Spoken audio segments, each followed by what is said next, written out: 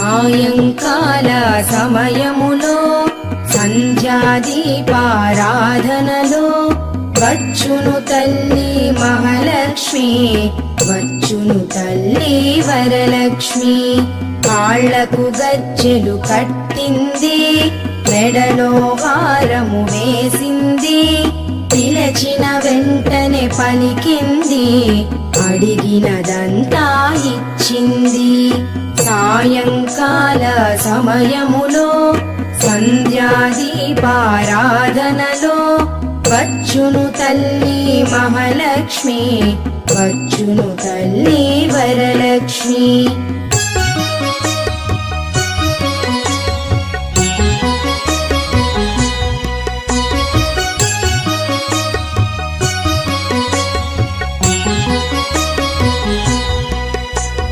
ధనములని